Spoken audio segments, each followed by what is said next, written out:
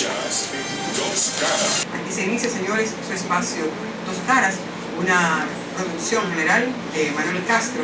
En la coordinación técnica tenemos a Gato. Bienvenidos a esta su revista semanal Dos Caras, y para el placer y el deleite de nuestros amigos oyentes, este segmento está dedicado a conmemorar la restauración del 16 de agosto de 1863 por medio de un diálogo, como habíamos dicho en principio, ameno, instructivo y guiados tratando, ¿verdad?, por este laberinto de esta importante gesta histórica dominicana. Contamos con la exquisita presencia y la compañía de dos excelsos dominicanos, como debe hacerse patria tal, con hombres cabales de la dominicanidad. Nos referimos al profesor Marino Mejía, expresidente de la Asociación de Egresados de la UAS, y al honorable ex vicecónsul dominicano en Nueva York. Bienvenido, Lara. Bienvenidos a Dos Caras. ¿Cómo están? Gracias, muy amable. Gracias por la fina gentileza. Nos sentimos muy a gusto. Gracias por la invitación que nos hacen. El placer es nuestro de que nos acompañen el día de hoy. Antes que nada, es de lugar entender el por qué el término restauración, para referirnos a un acontecimiento histórico tan importante. Para mí, por ejemplo, que soy una aficionada de coleccionar algunos objetos viejos, antiguos, la palabra restauración no me es de todo indiferente. Ahora bien, en el caso de la patria, ¿qué pasaba? ¿Por qué había que restaurar? Cómo no, reiterándoles las gracias. Cuando hablamos de restauración, evidentemente, nos estamos refiriendo a un fenómeno de volver a instalar algo que por una razón u otra había sido eliminado. Y en este caso, la situación de independencia y de soberanía que alcanzamos el 27 de febrero de 1844, con los trinitarios y todo el pueblo y nación dominicanos que aportaron sacrificio, sangre y sudor para estructurar la figura jurídica de un Estado independiente y soberano. Apenas transcurrido 13 años de este proceso de independencia, es decir, el 18 de marzo de 1861, una banda de traidores pues cercenaron esa soberanía, esa independencia y ese Estado sobre la base de anexionar nuestro país a España. En ese sentido, el proceso que arranca desde el mismo 18 de marzo hasta la salida de las últimas tropas de España, eso que lo denominamos históricamente como el proceso de restauración de la patria, volver a ser independiente, volver a ser soberano. Tú me podrías decir que esa independencia y esa soberanía tienen un aliento más formal que la misma realidad, porque todavía, ¿no?, nuestro país adolece de una serie de fallas desde el punto de vista de lo que es la concepción real, históricamente concebida por los grandes pensadores y los grandes políticos que ha tenido la humanidad, y particularmente la República Dominicana, que es una soberanía y una independencia muy limitada. Sin embargo, las ansias del pueblo dominicano, las ansias de los grandes revolucionarios, las ansias de los sectores progresistas, en casi todas las capas de la sociedad lo hay, es la de completar ese proceso de soberanía e independencia plena, como lo pensó y como trató de ejecutar Juan Pablo Duarte y los trinitarios. Es importante señalar que para hablar de ese movimiento restaurador que puso la independencia de nuevo, aunque sea abuelo de pájaro, hay que tocar el movimiento anexionista y que indujo a Pedro Santana a que ese acto se realizara el 18 de marzo de 1861, como muy bien señala el profesor Marino Mejía. Pedro Santana nunca tuvo fe en la independencia de la patria. Fue siempre un anexionista que buscó el protectorado, aún después de la independencia. En la resolución del 8 de marzo, Bobadilla, Caminero y otros más buscaban el protectorado de Francia. Temor a los haitianos y también la situación económica imperante en ese momento, el comercio, la no liquidez de la moneda. No había fuerza ya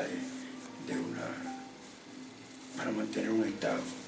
Sin embargo, el primer protestante sobre esa anexión a España fue el patricio Francisco de Rosario Sánchez, que en el mes de abril, con un contingente de 500 personas, igual junto con Cabral, intentan entrar al país. No obstante, antes, el 30 de marzo de 1861, él hizo un comunicado al pueblo dominicano donde le advertía que dejábamos de ser un Estado libre, independiente, y que pasábamos a la condición de una provincia de la península, de la corona española.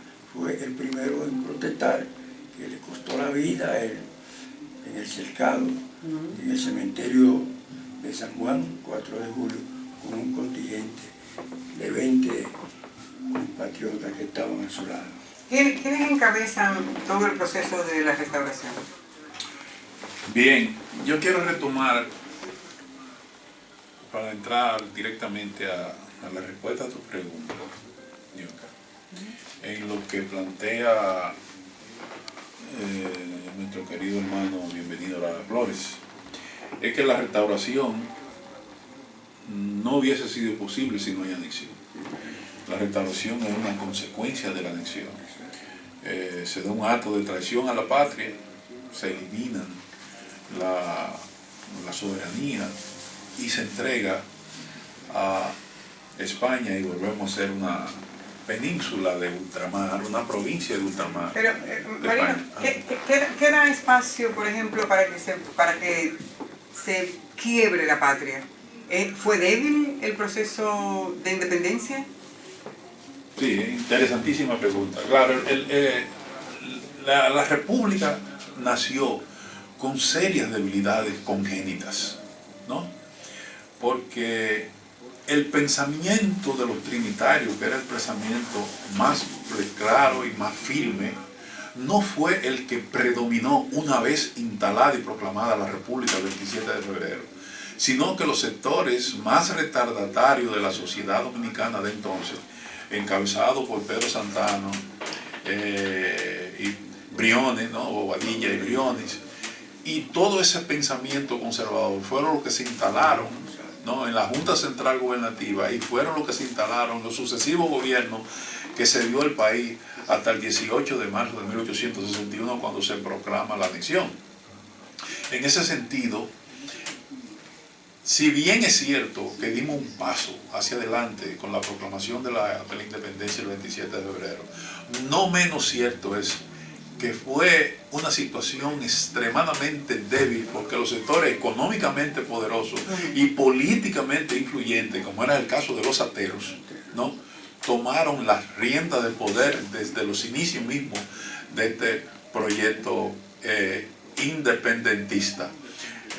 Como sabemos, Pedro Santana, su hermano, ¿no?, su hermano gemelo, Ramón Santana, y Buenaventura Báez, que fue uno de los grandes traidores también, tenían en sus manos todos los resortes y mecanismos del poder, y ninguno de ellos ninguno de ellos era partidario de la independencia y la soberanía. Nunca tuvieron confianza, como señaló Bienvenido, en que el pueblo dominicano podía autodirigirse, autoadministrarse y salir a camino como una sociedad realmente libre e independencia en procura de la prosperidad material y espiritual del pueblo dominicano.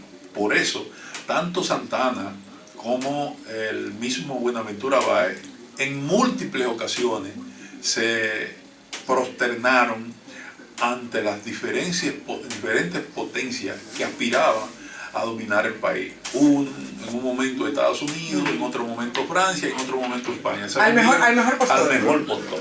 Yeah. Entonces, realmente tu inquietud es válida en el sentido de nació muy débil la República Dominicana. Pero aparte de eso, si bien es cierto que hubo una serie de luchas con relación a los haitianos, ¿no? Sobre todo lo que se denomina las invasiones de Solú, que se dilataron mucho en el tiempo y en el espacio, y eso implicaba que los santanistas y sus adláteres pretextaran la supuesta o real amenaza de invasión haitiana. Y en función de eso, elementos importantes que debieron desarrollarse a los fines de que la República tuviera una base de sustentación, solidez económica, solidez social, ¿no? Se dedicaron también a producir una serie de cordones de corrupción. Y una de las vías de la corrupción... Es ancestral. No, la corrupción... El problema de la corrupción viene de lejos. Tanto Santana como Báez y Lee, pues siempre fueron corruptos. Cáceres, todos. Fueron corruptos. Y una de las vías por las cuales caminaba la corrupción era el asunto de la emisión de monedas inorgánicas, ¿no? Que por definición sabemos que es un dinero que no tiene respaldo, porque no es un dinero que surge de la cadena productiva de la sociedad, sino sencillamente vamos a la imprenta y vamos a tirar esta moneda y ponerla a circular. Entonces ahí vinieron toda una gama de corrupción y se fue descomponiendo la calidad de vida de los dominicanos de la época en que estamos hablando. Y eso creó, evidentemente, una situación de caldo de cultivo que dio al traste con nuestra soberanía, con nuestra independencia y generó la anexión a España. Algo importante sobre el movimiento de la independencia de 1844. Es muy cierto que los ateos y los conservadores inmediatamente se dio el grito de independencia, ocupara el mando, el poder y dirigieran todo el proceso de nuestra vida republicana. Dije anteriormente que el 8 de marzo de ese año se hizo una resolución buscando el protectorado de Francia, en la cual estaba Sánchez, que llegó hasta firmar. La suerte que no se produjo en ese entonces, el protectorado no imperó, porque Juan Pablo Duarte llegó el día 15 de marzo, inmediatamente se opuso. Se hizo una reunión donde habían varios militares de la fortaleza, donde se proponía, donde Bobadilla leía un manifiesto donde decía lo conveniente que era ese protectorado, y Duarte se paró y se opuso. Se fue a la fortaleza y con 50 oficiales le pusieron la junta gobernativa y puso a Sánchez como presidente a dominarla. Luego hubo un contragolpe de Santana. Es decir, que hemos tenido esos avatares desde la misma gestación de la República. Desde el nacimiento de la República. ¿Quiénes participan en el proceso de la restauración? Se quedó esa parte. Bien. Bueno, la restauración fue un proceso que inició desde el mismo 18 de marzo de 1861. Santiago Rodríguez, José Cabrera, Benito Monción, Gregorio Luperón, Gaspar Polanco, Pepillo Salcedo, por solo mencionarte los adalides de aquella época, como se dice en el lenguaje hípico, brincaron inmediatamente, ¿verdad?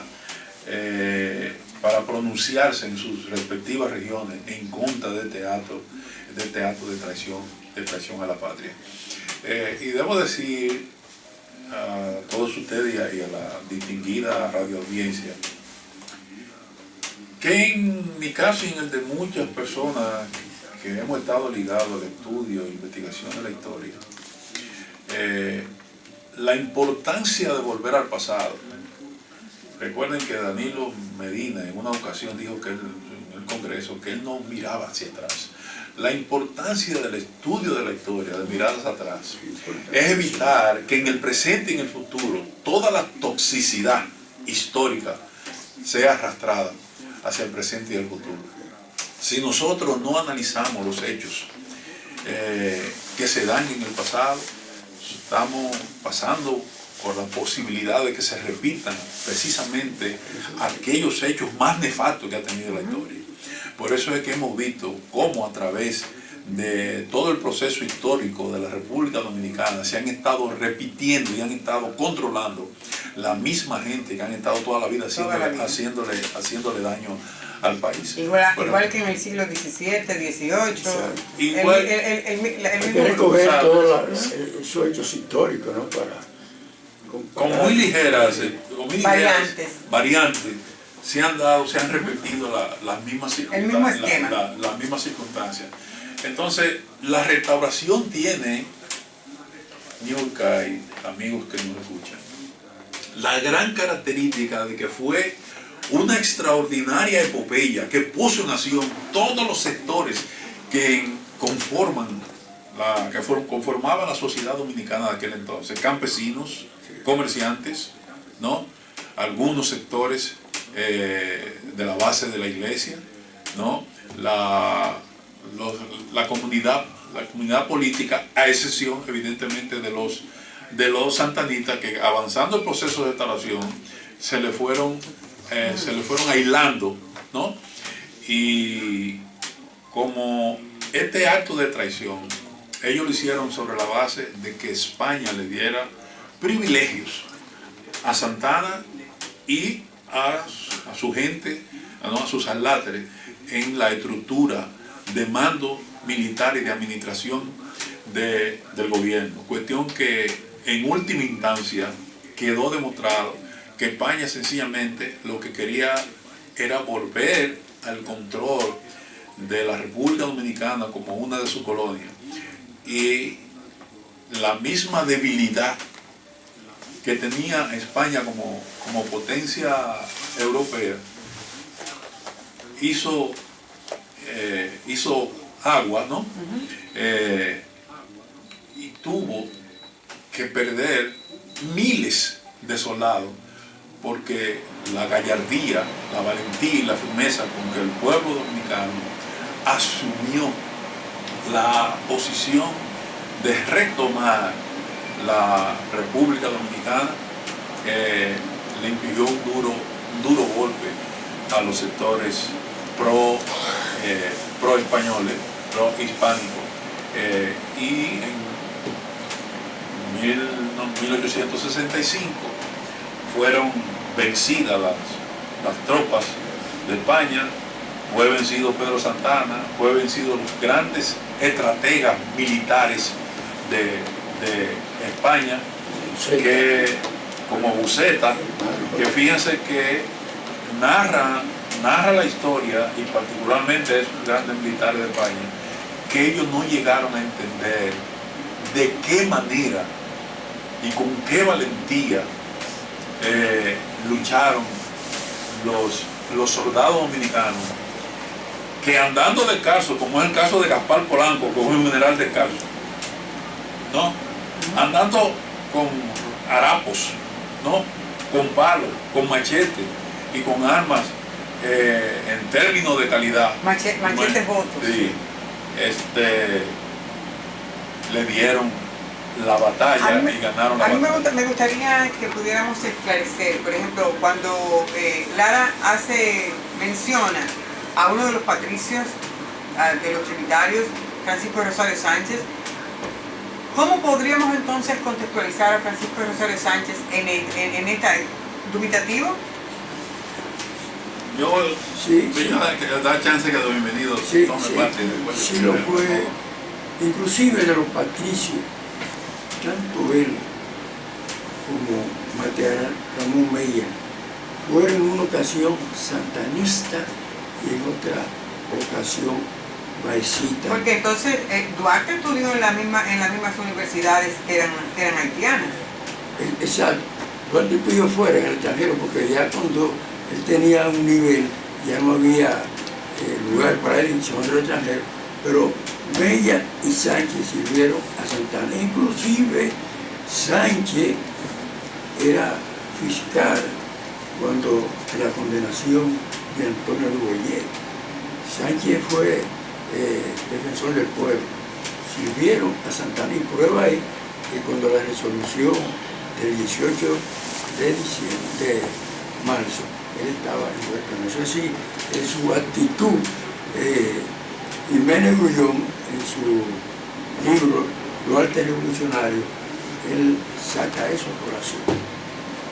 Yo felicito, Niurka, a ti y a todas las personas que de una u otra manera han traído este tema a colación, porque voy a decir algo que en muchas ocasiones hay gente que teme decirlo por una razón o por otra. Particularmente yo creo que el padre de la patria fue Juan Pablo Duarte. Único. Tanto Mella, como bien señala el profesor Lara Flores, tanto Mella como Francisco de Rosario Sánchez en varias ocasiones demostraron serias debilidades políticas e ideológicas y se aliaron por lo menos episódicamente al pensamiento santanista y al pensamiento hispanófilo y vallecista y pro anexión a quien fuera. En ese sentido, no podemos decir lo mismo con relación a Duarte. Todo el tiempo dio una demostración de firmeza, y no solamente de firmeza en términos políticos y en términos ideológicos, sino de firmeza en lo que respecta a entregar, ¿no?, todos sus bienes y de su familia, ¿no?, y ponerlo al servicio de la causa, ¿no? Se necesitan hoy, como usted hablaba en principio, Emerino, hoy en pleno siglo XXI se necesita contextualizar a ese Juan Pablo Duarte en esta sociedad en la que vemos que cada día se pierden los valores y que ese hombre humilde, digo, con un estrato social de alto nivel, ¿no?, pero que puso a la disposición no solo sus bienes, sino el de su familia, incoar a su familia a que ponga en disposición del bien común, eso no se ve. Sí. Y hoy se necesitarían tantos Duartes, ¿no? Definitivamente, esa es la gran conclusión, se necesitan todavía muchos Duartes. Y de señalar esto, y esto es muy importante, eso, plantear que el verdadero padre de la patria, el verdadero y único padre de la patria, es Juan Pablo Duarte. Hay gente que habla por ahí que Luperón, bueno, pero Luperón ya es un restaurador, ¿no? Es un adalid de la restauración, pero padre de la patria es Juan Pablo Duarte, que fue que desde el inicio concibió la idea y dio los pasos para materializarlo. Yo no estoy diciendo que Duarte fue un tipo perfecto, que Duarte es un tipo como lo plantea Balaguer en el Cristo de la libertad. Yo no creo eso, ¿verdad? Tuvo debilidades, pero nunca en términos de traicionar. Pienso, y ahora que estamos en este conversatorio, pienso que si los historiadores y las historiadoras dominicanas hubieran sido justos en el papel de dimensionar la figura de Duarte como un hombre humano, como un hombre con debilidades, como por ejemplo otros líderes, Simón Bolívar, José Martí, que se ve que eran hombres que estuvieron, que vivieron de carne y hueso. Entonces yo pienso que posiblemente hoy también nuestros muchachos hubieran visto a Duarte también de otra forma, no como con esa aureola que lo vemos de santo. Si hubiera sido más hombre, si los historiadores dominicanos hubieran sido más, plantear al Duarte hombre, el Duarte hijo, el Duarte padre, puede ser, que sí, seguro que sí. Para redondear esa idea, es importante señalar aquí que todavía en la actualidad se está llevando a cabo una serie de discusiones y se tiene tanto miedo a quién llevan al Panteón Nacional. ¿Por qué? Porque Pedro Santana, Buenaventura Báez, Lili, generaron ideologías e intereses que tienen sus representantes en la sociedad dominicana. Y en la sociedad dominicana, si tú hablas de sacar a Pedro Santana del Panteón Nacional, pues se ve engreñar una parte del país, particularmente aquellos sectores que le deben tanto agradecimiento al pensamiento reaccionario de Pedro Santana y sus secuaces. Pero eso forzosa y necesariamente tendrá que ocurrir en algún momento en que la intelectualidad dominicana, los académicos dominicanos, el pueblo dominicano, en un momento en que lo determine el mismo pueblo dominicano y la misma circunstancia dominicana, tendrá que ponerse sobre el tapete quién es el padre de la patria, porque en realidad no son tres. No son tres. No son tres. Hay algo importante, como duartianos que somos. Duarte está por encima de los tiempos. Si usted lee el ideario de Juan Pablo Duarte, y cuando él dice en uno de estos pensamientos, los enemigos de la patria, y por consiguiente nuestro, están de acuerdo en la idea de destruir la nacionalidad, aunque para ello sea preciso destruir la nación. Son pensamientos grandes. Sí, es un gran hombre, un gran pensador. Nunca me fue tan necesario como hoy tener corazón en juicio.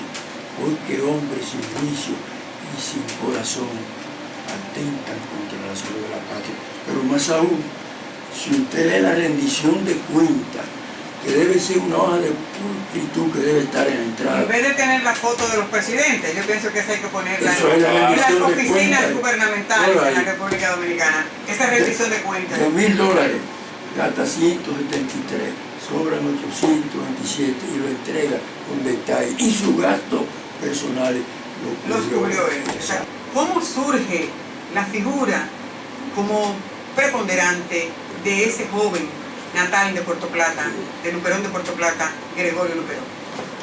Voy a hacer lo más breve posible para alcanzar la pena. En el proceso restaurador surgió una playa de hombres y mujeres valientes que en el campo de batalla demostraron con tesón y con firmeza que tenían su sentimiento de patria muy elevado. Dentro de esos hombres está Gregorio Luperón, Gaspar Polanco, está Salcedo, está Espaillá, Santiago Rodríguez, Benito Moción, y que dependiendo, ¿verdad?, de la óptica con que algunos historiadores lo miran, privilegian unos más que otros. Pero puedo decirte con toda seguridad y con toda firmeza que la mayoría de los historiadores privilegian a Gregorio Luperón sin denostar ni descartar la valía de los demás.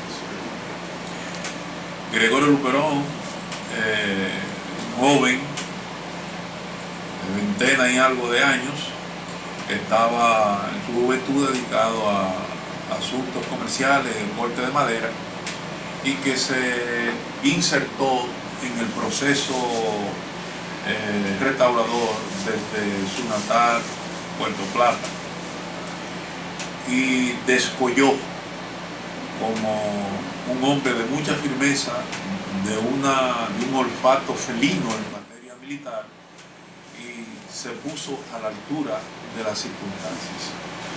En el caso, por ejemplo, de Juan Bosch, en su texto Composición Social Dominicana, de acuerdo a mi parecer y al parecer de muchos otros hombres y mujeres dedicados a la estudio de la historia, él relieva más la figura de Gaspar Polanco que la de Gregorio Luperón. No cabe duda, Gaspar Polanco, independientemente de su humildad, de su condición, que era un soldado de a pie y descalzo, desarrolló un firme sentimiento antiimperialista. Incurrió en algunos excesos, como fue el de autorizar el fusilamiento, ¿no? De Pepillo Salcedo. Y a ese exceso de autoridad se negó Gregorio Luperón y dijo: yo no estoy de acuerdo con que se fusilen héroes y patriotas, queriendo destacar la condición de héroe, de heroicidad y de patriotismo de Pepillo Salcedo, independientemente de algunas flaquezas en las que en un proceso de esa naturaleza incurren muchos. Si nosotros nos vamos, por ejemplo, a uno de los biógrafos más destacados de Gregorio Luperón, como es el caso de mi querido profesor Hugo Tolentino Divo, quien tiene 2 textos escritos de naturaleza histórico-biográfica con relación a Gregorio Luperón, no cabe duda de que allí uno encuentra suficiente material para con justeza entender que fue un gran adalid de la Restauración. La historia como ciencia establece que los procesos no lo determinan los grandes líderes, pero sí son componentes catalizadores y orientadores de estos procesos. Y en ese sentido, Gregorio Luperón jugó un papel de principalía en todo el proceso de lucha militar contra la anexión a España. Y en ese sentido, entendemos nosotros, merece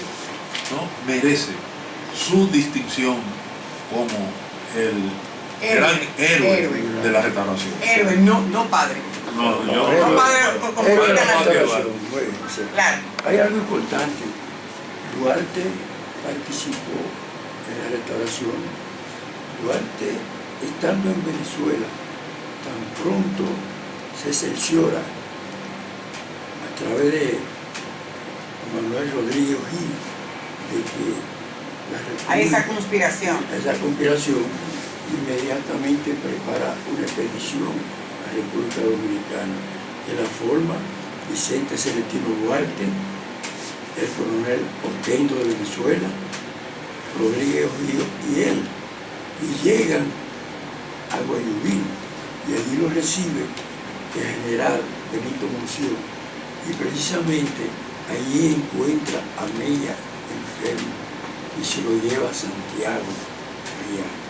Allá Duarte se pone al servicio del gobierno restaurador para servir, para dar su sangre, para mantener el ideario, para mantener la patria. No lo quieren.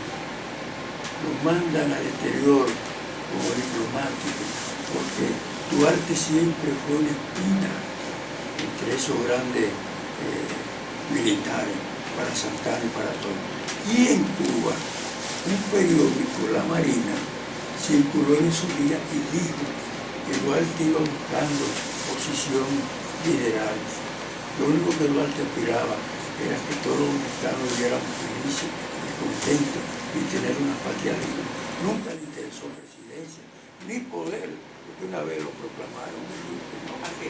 Es decir, que él estuvo ahí en la Restauración también. No podemos concluir aunque estamos llegando ya a la parte final, pero me resulta muy cuesta arriba y siempre he tratado de saber por qué los historiadores dominicanos, las historiadoras, incluyo a las mujeres también, la gesta de independencia 1844, hay un largo trecho a la gesta de la Restauración, cerca de casi 20 años. Sin embargo, la gesta de independencia del 44 recoge una veintena de mujeres que participaron, llevando como podían, llevando piedras, llevando agua, llevando lo que fuese a los combatientes.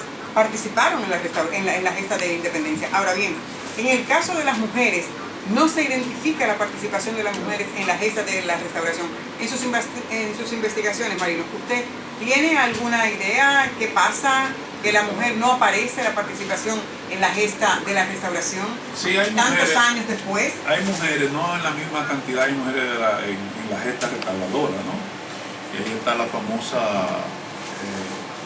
general. La coronela. La coronel. Entonces, ¿Verdad? ella estuvo Porque ella estuvo en Independencia, pero también muchos dicen sí que estuvo en la... En esto lo que yo veo, que hay mezquindad en lo que respecta al concepto para valorar la participación de los individuos en los procesos revolucionarios. ¿Qué quiero sacar a colación con esto? Que se entiende que un general y su tropa se lanzan al combate y se entiende como que eso es lo que más debe valorizarse, ¿no? Lo cual es incorrecto. Tiene valor la participación de una mujer, ¿no?, que se dedica a la actividad aparentemente simple y sencilla, ¿no?, de llenar cartuchos y de las escopetas, ¿verdad?, que se cargaban con pólvora, porque es una cadena. La mujer que participa en la restauración forma parte de esa gran cadena que hizo posible el triunfo de las fuerzas dominicanas contra la fuerza española.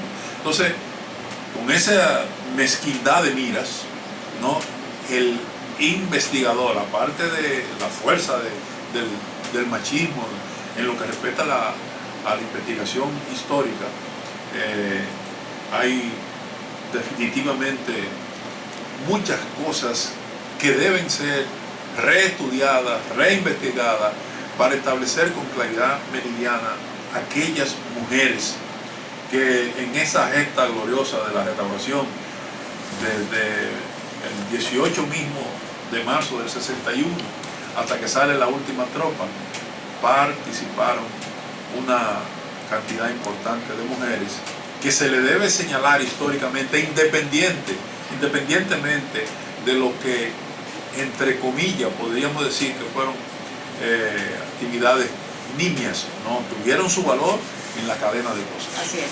Bueno, yo creo que hemos sido injustos en no reconocer a la mujer en ese proceso, en ese epopeya, porque ciertamente en la independencia nacional de 1944 participaron muchas mujeres, María Trinidad Sánchez, Baltasara de los Reyes, Chepita Pérez, toda una cantidad cargando pólvora y llevando. Debe investigarse, debe juzgarse, porque debieron haber algunas mujeres que aportaron en esa lucha. Así es. Nosotros, el Espacio Dos Caras, quería agradecer la participación de ustedes aquí con nosotros. Sabemos que es una hora un poquito difícil y el que ustedes estén aquí conversando con nosotros para los amigos y las amigas que escuchan el espacio y poder un poquito arrojar un poco de luz, valga la redundancia, para que podamos nosotros inculcar en nuestros muchachos estos valores que hemos ido perdiendo y sobre todo que las escuelas entiendan la importancia de contextualizar en la medida correspondiente esta gesta histórica de la República Dominicana. Al señor bienvenido Lara, gracias por estar aquí. Marino. Un placer estar aquí. Inmenso placer. Gracias. Se pueden despedir formalmente. formalmente.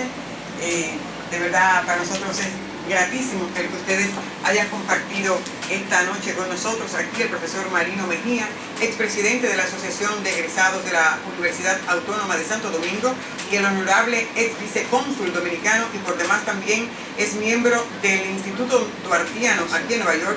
Bienvenido Lara, gracias por estar aquí con nosotros en su espacio Dos Caras. A ustedes no se muevan, aún resta mucho de este espacio. En tanto, una musiquita está llevada justo al dedito de gato en esta música a la mesa.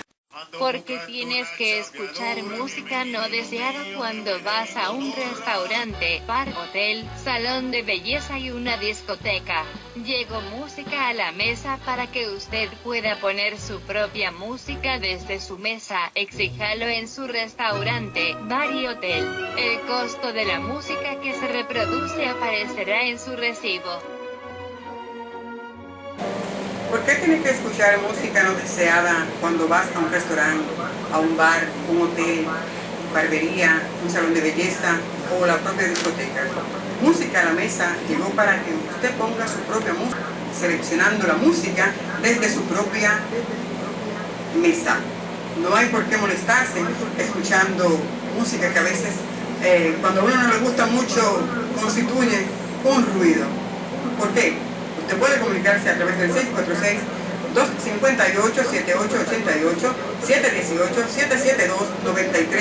718-772-9343, de música a la mesa para seleccionar esta exquisitez para que ustedes puedan compartir con nosotros cada noche del jueves de 9 a 11 de la noche, música a la mesa. Usted puede comunicarse a través del 646-258-7818, 718-772-9343. Se acabó, porque de hecho Gato aquí utiliza la tecnología. Ando buscando una chapeadora que me quite lo mío, que me Kisa ou gato te musique blele ou alinoyan restaurant ba hotel salon beauté ana eklib. Am class musique sa ou tabla pou ou planete musique po ou poa sautin en tabou. Demande l'in en restaurant le ba à hotel. Prianan musique te joué sous ou yo apparaître ici ou yo.